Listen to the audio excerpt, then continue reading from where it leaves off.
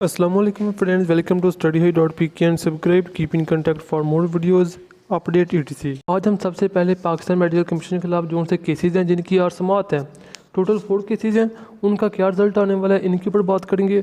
उसके अलावा Pakistan medical commission तो एक तरफ नम्स MDCAT है जो से आंसर की हिंदी और रॉन्ग रिजल्ट अपलोड किया है, उसके क्या कॉन्सिक्वेंस हैं, किस तरह से नम्स MDCAT रिकंडक्ट पॉसिबल है या फिर अगर पॉसिबल नहीं तो कम अज़ कम तलबा की जो डिमांड है उनको पूरा किया जाए। एक लंबे अरसे से तलबा एहतजाज कर रहे थे लेकिन किसी ने उसको कॉपी नहीं किया, लेकिन जैसे ही कल एक बहुत बड़ी सपोर्ट तलबा के साथ आकर मिल गई।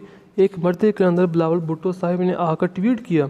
उनके एक ट्वीट करने के बाद जितने भी न्यूज़पेपर है वो पाकिस्तान मेडिकल कमीशन के खिलाफ जो तलबा का एहतजाज है जो सिलेबस के खिलाफ उसको कॉपी करना स्टार्ट कर दिया है। तो ये साबित हुआ कि मैन ऑलवेज बी मैन। खैर ये नवाए वक्त की न्यूज़ है आज की।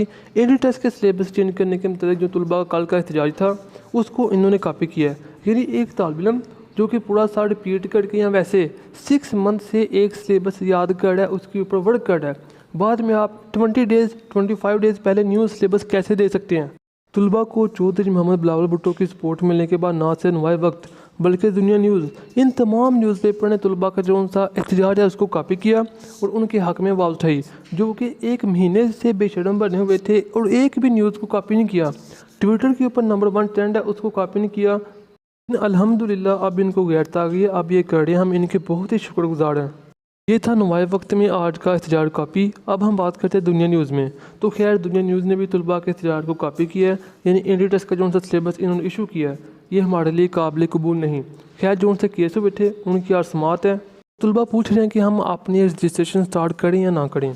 तो जैसे ही यार केस का रिज़ल्ट आता है उसकी सूरत हाल देखते हुए आप अपनी रजिस्ट्रेशन कल से आज शाम के बाद केस का रिज़ल्ट को देखते हुए कर सकते हैं। करनी या नहीं करनी अदालत क्या डिसीजन देती है ये बहुत ही इंपॉर्टेंट है। MDCAT वालों ने एक तो ये किया जितने भी तलबा हैं उनके 10-10 20 किसी के 50-50 नंबर कम दिए हैं। दूसरा एक न्यू प्रोसेस स्टार्ट किया है रीटोटलिंग का, जिसमें आपकी सिंपली रिकाउंटिंग की जाएगी। यूँ समझ लें कि नम्स के पास पैसा ही पैसा होगा। यूँ समझ लें कि अगर किसी एक बच्चे के भी नंबर इंक्रीज़ होते हैं डिक्रीज़ होते हैं तो इसका सीधा सीधा मतलब है कि नम्स ने इस मरतबा गलत चेकिंग की है। ये भी एक स्ट्रॉन्ग एविडेंस है कि नाम ने जो सा रिजल्ट अपलोड किया जाहिर बात है इसमें कोई ना कोई फॉल्ट था, इसलिए रीटोटलिंग में नंबर इंक्रीज़ या डिक्रीज़ हुए हैं। दूसरा, अगर हम चाहते हैं कि हाई कोर्ट से बचे, डिफरेंट टाइप ऑफ केसेस से बचे, तो हमारी 2 डिमांड है।